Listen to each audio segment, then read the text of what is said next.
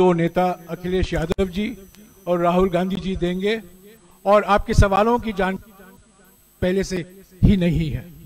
मैं पहले गुजारिश करूंगा यादव जी को कि वो आपको संबोधित करें, उसके बाद राहुल जी कुछ कहेंगे और उसके बाद आप सवाल करेंगे। अखिलेश जी। मैं धन्यवाद देता हूं,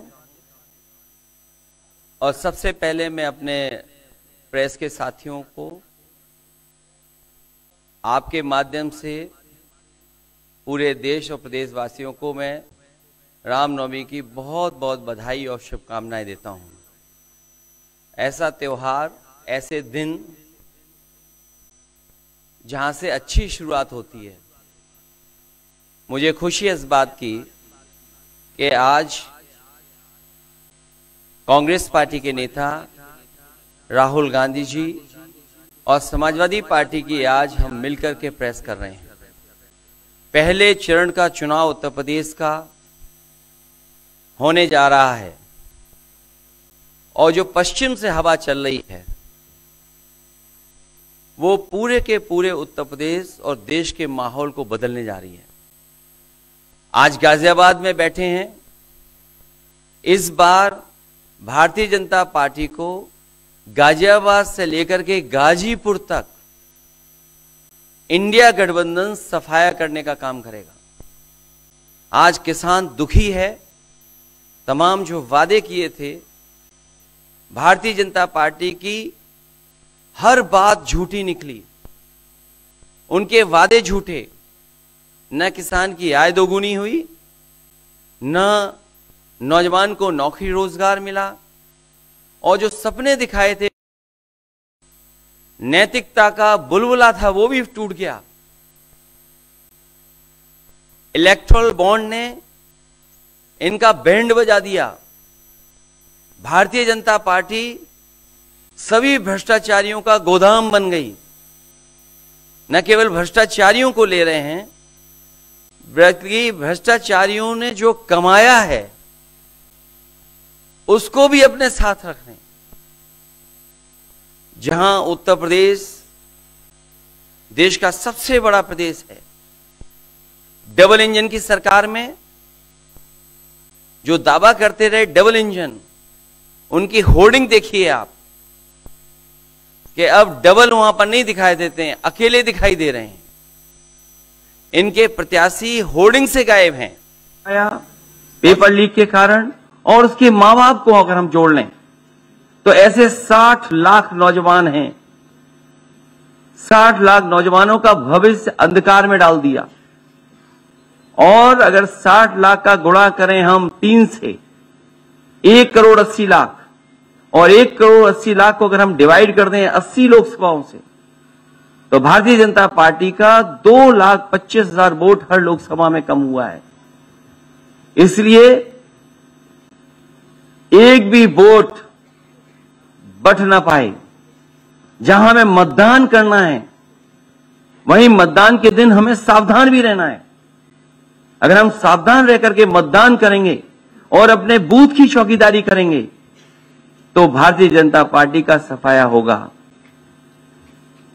आने वाले चुनाव में, ये देश का चुनाव है, देश की जनता बदलाव चाहती है, और बदलाव की हवा पश्चिम से उत्तर प्रदेश से चल रही है। और मुझे पूरा उम्मीद है आने वाले समय में इंडिया गठबंधन और नई सरकार देश में दिखाई देगी। शुक्रिया अखिलेश जी। राहुल जी।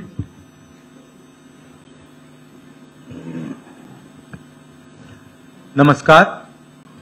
रामनवमी की आप सबको, देश को बहुत बहुत शुभकामनाएं।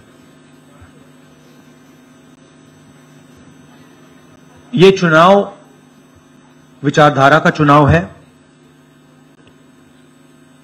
एक तरफ आरएसएस और बीजेपी जो संविधान है, लोकतांत्रिक सिस्टम है, उसको खत्म करने की कोशिश कर रही है, और दूसरी तरफ इंडिया गठबंधन कांग्रेस पार्टी संविधान को, लोकतंत्र को डिफेंड करने की कोशिश कर रही है, उसकी रक्षा कर रही है। चुनाव में 2-3 बड़े मुद्दे हैं। सबसे बड़ा बेरोजगारी, दूसरे नंबर पर महंगाई, भागीदारी। मगर बीजेपी 24 घंटा डिस्ट्रैक्शन करने में लगी रहती है। कभी प्रधानमंत्री समुद्र के नीचे चले जाते हैं, कभी आसमान में सी प्लेन पे चले जाते हैं, मगर जो मुद्दे हैं उनके बारे में ना प्रधानमंत्री ना बीजेपी बात करती है।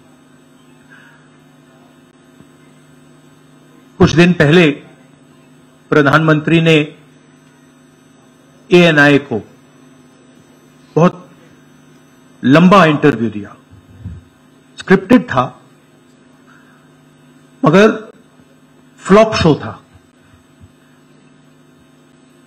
प्रधानमंत्री जी ने उसमें इलेक्टोरल बॉन्ड्स समझाने की कोशिश की। प्रधानमंत्री जी कहते हैं कि इलेक्टोरल बॉन्ड्स का सिस्टम ट्रांसपेरेंसी के लिए लाया गया, राजनीति को साफ करने के लिए लाया गया। अगर यह सच है तो उस सिस्टम को सुप्रीम कोर्ट ने रद्द क्यों किया? और दूसरी बात, अगर आप ट्रांसपेरेंसी लाना चाहते थे तो जिन लोगों ने आपको पैसा दिया, बीजेपी को पैसा दिया, हजारों करोड़ रुपए दिए, उनका नाम आपने क्यों छुपाया था? और जिन तारीखों पे उन्होंने आपको पैसा दिया उसको आपने क्यों छुपाया था? पता लगता है हजारों करोड़ रुपए का कॉन्ट्रैक्ट किसी कंपनी को मिलता है, उसके एकदम बाद वो कंपनी बीजेपी को पैसा देती है। सीबीआई की इंक्वायरी होती है, ईडी की इंक्वायरी होती है, किसी कंपनी पर शुरू होती है, उसके 10-15 दिन बाद कंपनी करोड़ों रुपए बीजेपी को देती है और फिर सीबीआई की इंक्वायरी, ईडी की इंक्वायरी बंद हो जाती है। सड़क पे इसको एक्सटॉर्शन कहते हैं, एक्सटॉर्शन कहते हैं सड़क पे। तो ये जो है इलेक्टोरल बॉन्ड्स का जो स्कीम है, ये दुनिया का सबसे बड़ा एक्सटॉर्शन का स्कीम है। हिंदुस्तान के सारे बिजनेसमैन इस बात को समझते हैं, जानते हैं, और प्रधानमंत्री जितनी भी सफाई देना चाहें कोई फर्क नहीं पड़ने वाला है, क्योंकि पूरा देश जानता है कि प्रधानमंत्री भ्रष्टाचार के चैंपियन है। धन्यवाद। शुक्रिया राहुल जी। अच्छा, एक और बात, आपने जयराम जी आपने कहा कि जो भी आपको क्वेश्चंस पूछने हैं आप पूछेंगे और ये ओपन एंडेड प्रेस कॉन्फ्रेंस है।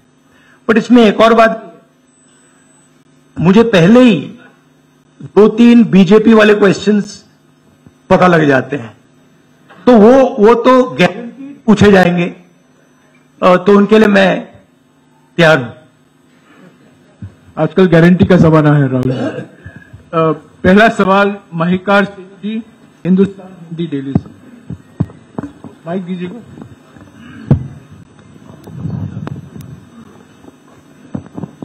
राहुल जी, स्वागत है आपका। दोनों नेताओं, जबकि आज प्रचार का पहला चरण समाप्त होने वाला है, आपने मेरे मित्रों को थोड़ा सा कसरत करा दी, वो दिल्ली से यहाँ आए हैं। आपने गाजियाबाद में ही क्यों पीसी की?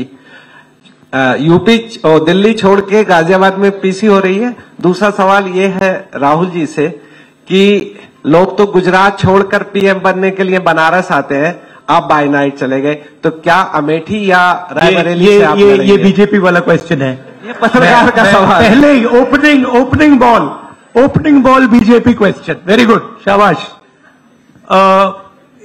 देखिए, अमेठी की बात कांग्रेस का डिसीजन है, जो भी मुझे ऑर्डर मिलेगा मैं वो करूंगा। सीईसी मीटिंग, हमारी पार्टी में सीईसी मीटिंग्स में ये डिसीजन लिए जाते हैं। बट पहला बीजेपी का question, good question, thank you. Amar Ujala से निशा, आप थोड़ा शांत हो जाइए यहाँ प्लीज।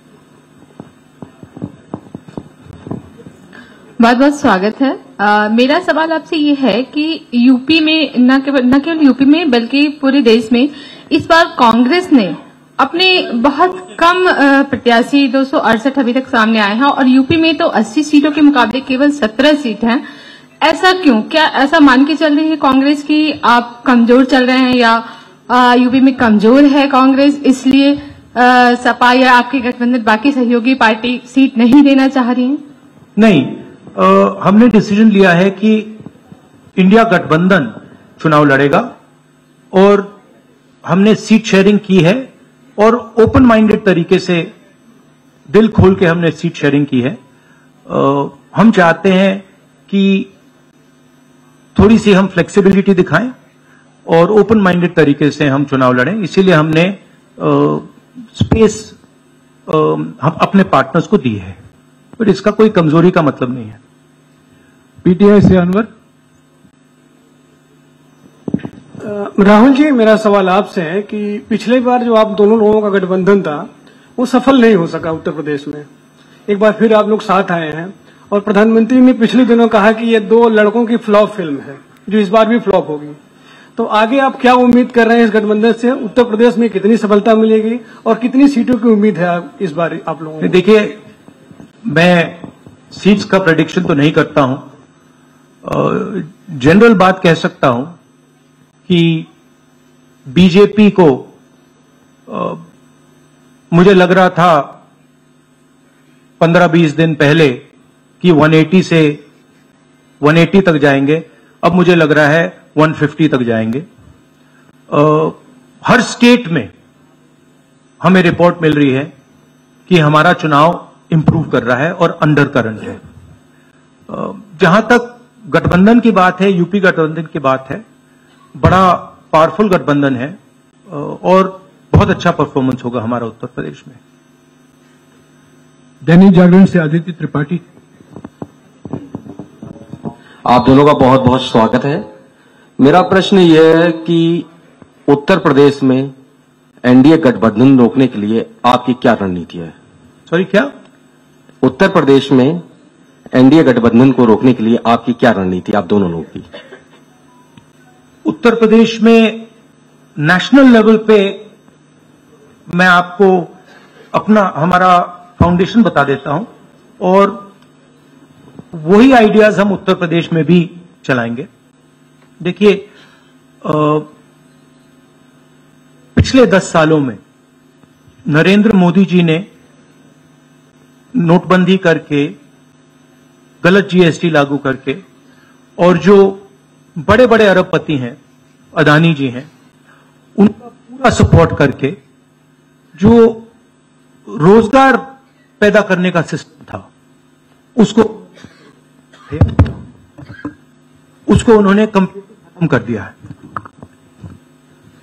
तो सबसे पहला काम जो रोजगार हिंदुस्तान के युवाओं को मिलना चाहिए उसको एक बार फिर स्ट्रेंथन करने का है। उसके लिए हमने अपने मैनिफेस्टो में 2-3 आइडियाज दिए हैं। एक आइडिया रेवोल्यूशनरी आइडिया है, राइट टू अप्रेंटिसशिप।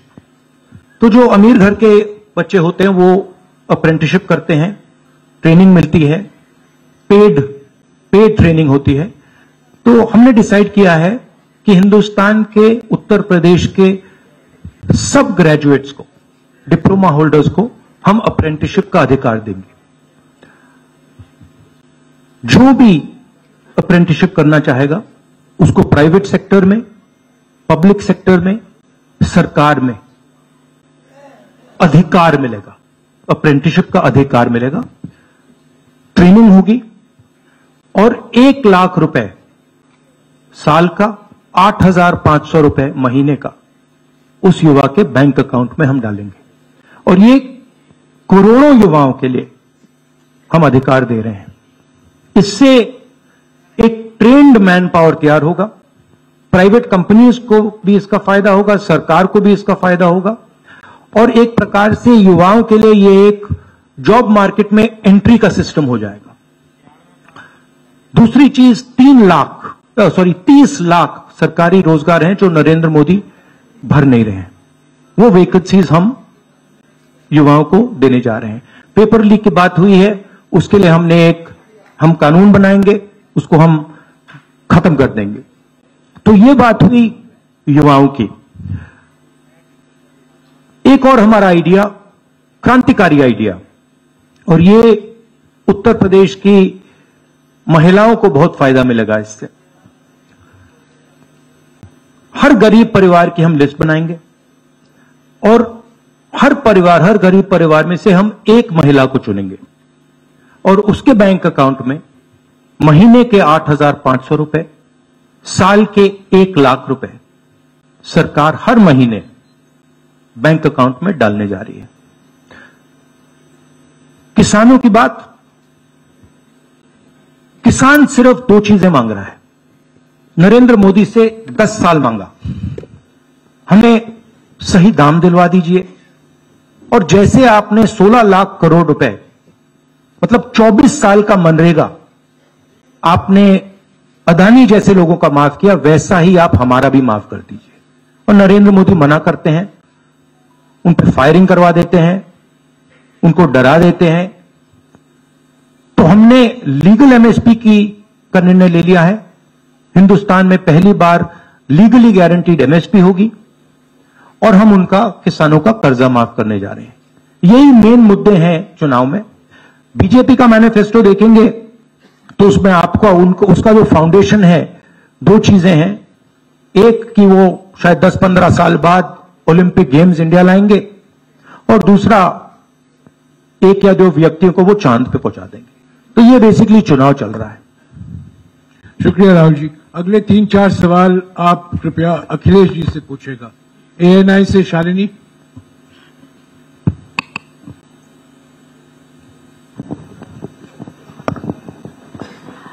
पहला सवाल राहुल जी से है। अखिलेश जी से पूछेगा प्लीज। उन्होंने कृपया लगा दिया, इसलिए अब हमसे पूछिए। दोनों से पूछूंगी सर।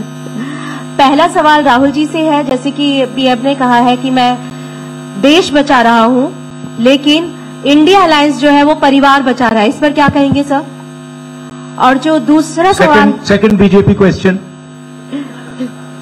सर दूसरा जो सवाल है मेरा वो ये है, जादूगर कहा है उन्होंने राहुल जी को, और उन्होंने कहा एएनआई को जब इंटरव्यू दिया उसमें बोला कि ऐसा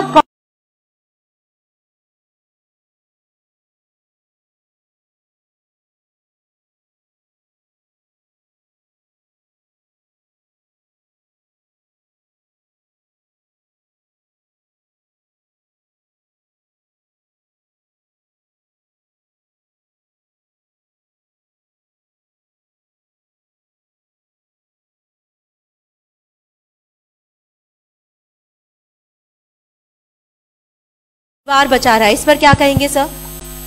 और जो दूसरा सवाल, सेकंड बीजेपी क्वेश्चन।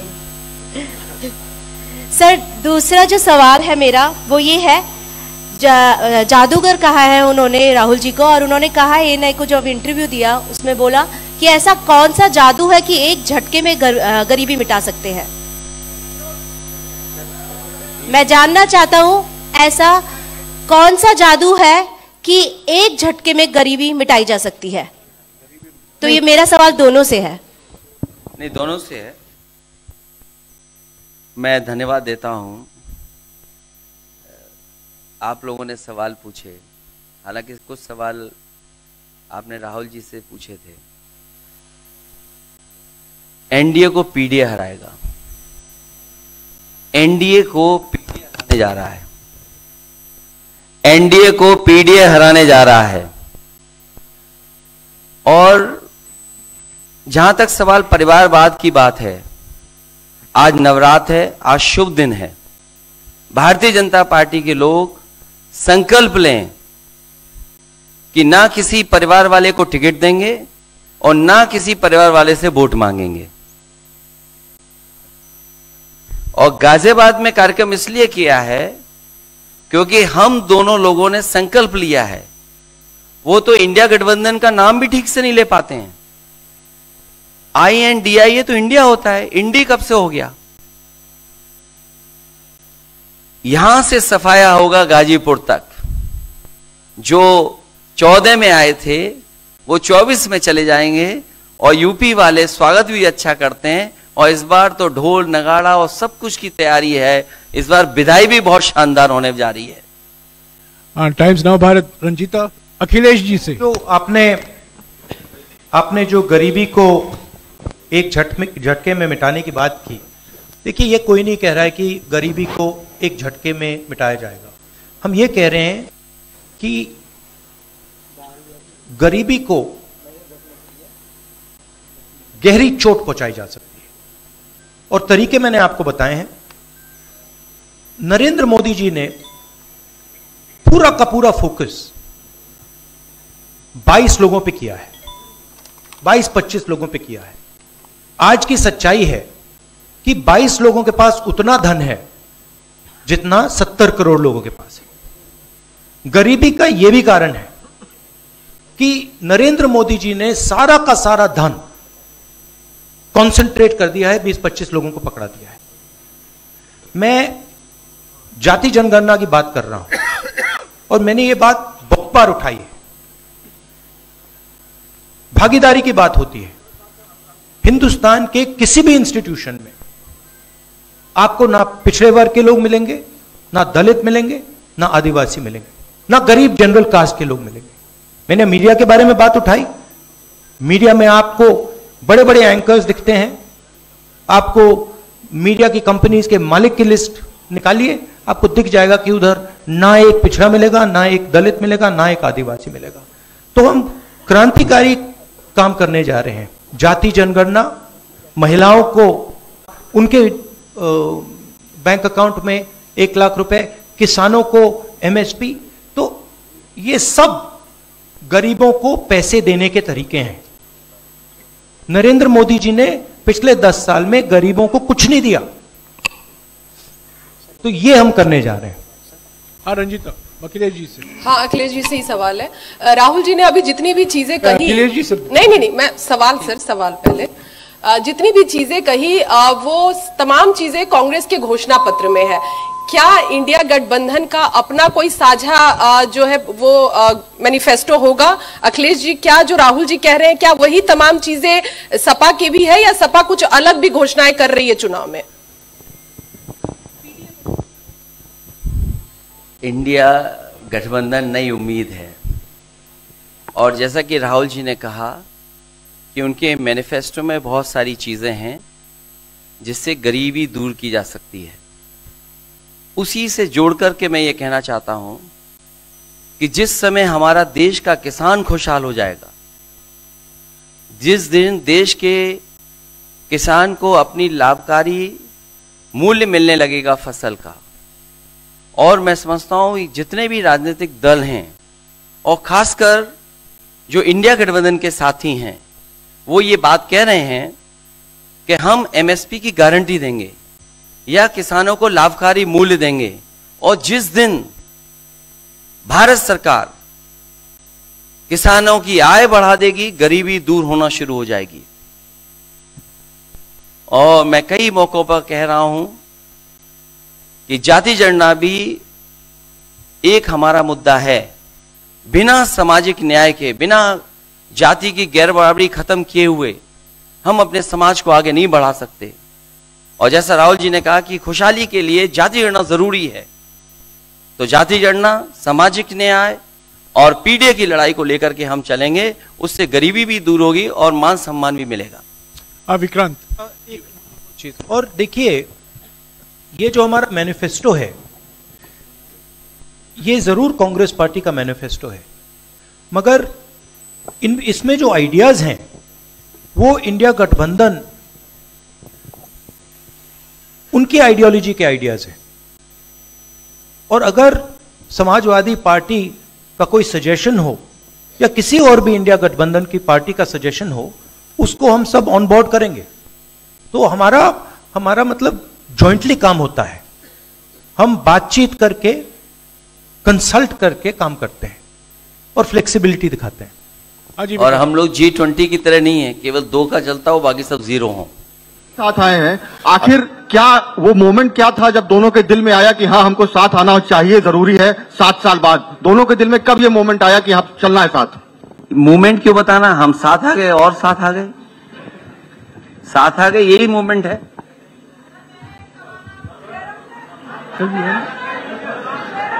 साथियों, अभी दोनों नेताओं को जाना है। उसके पहले हमारा गठबंधन का एक गीत है, वो जारी किया जाएगा और हमारे 4 उम्मीदवार जो हैं वो राहुल जी और अखिलेश जी से एक फोटो खिंचवाएंगे। पहले गीत सुनिएगा।